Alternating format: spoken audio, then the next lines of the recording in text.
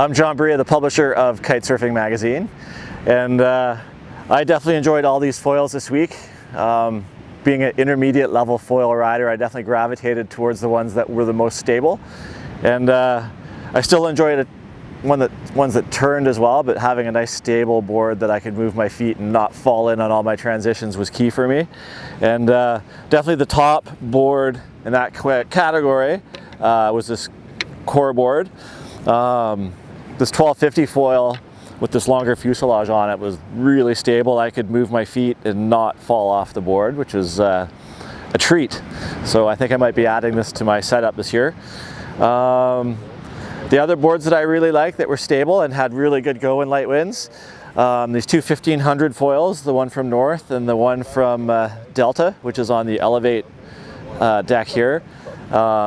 They were both great. I'm 210 pounds and these were both great in the light conditions that we had a few of the days. But I also really like this F1 board. Was really kind of a magical combination of turny, smooth, and get up and go.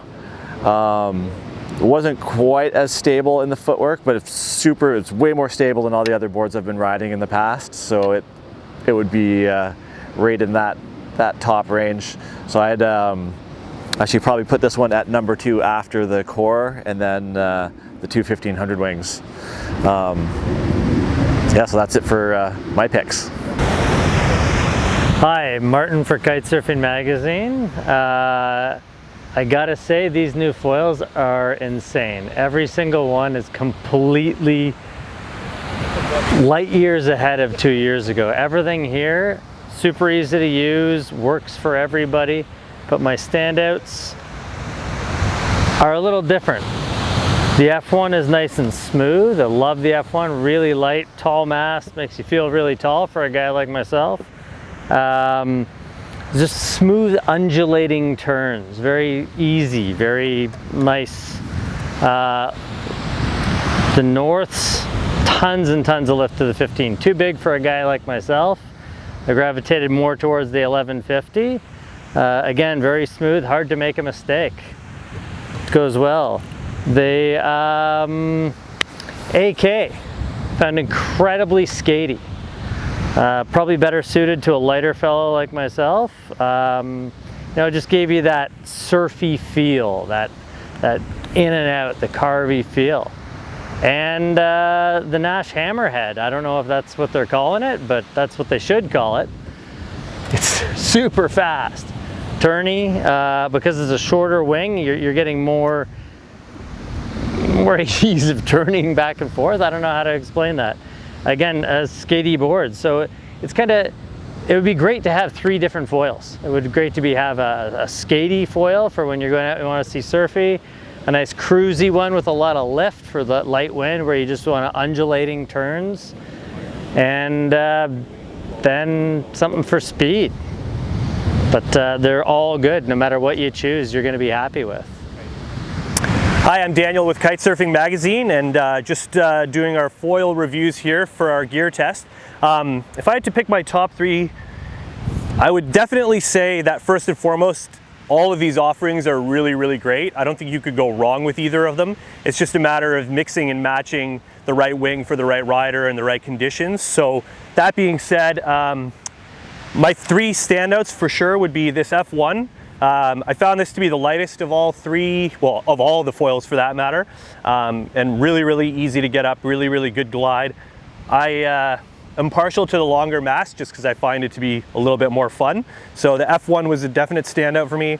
The North, again, with its full carbon mast, this 1150 wing was perfect for my weight and my riding style. So I really, really enjoyed this. The scoop board is also just a really fun, playful board.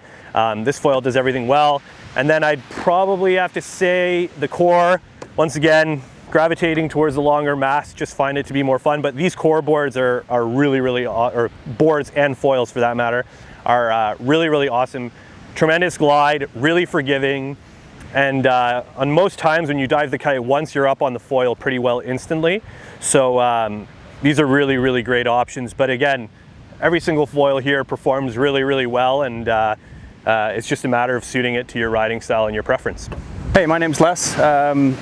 three top foils of this range, I kind of gravitated towards the 1500 North, only because we were in super light winds. I was on a crazy light wind kite, the D-Lab, and this thing got me up in 6 knots and kept me riding. And if even on the slow turns in the light wind, this thing I could just basically park and maybe one little pump and I'm gone again. When the winds got a little bit better, I liked the 1150 of the North.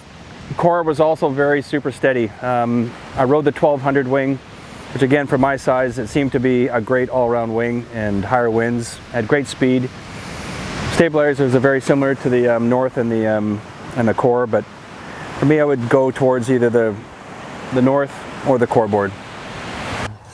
These are great. This was a great little foil. They've done something a little bit different than a lot of companies in the sense they have these a higher aspect kind of shape that has been shortened and cut down, kind of like a modern biplane or something, but it is super fast, but also really maneuverable. So quicker edge to edge, and you get this kind of skatey, quick, easy pumping foil with seemingly unlimited speed as opposed to some of the bigger surf foils where you get a lot of lift when you're kiting. This seems to have the happy medium between offering that extra lift and pumpability, but with the maneuverability as well.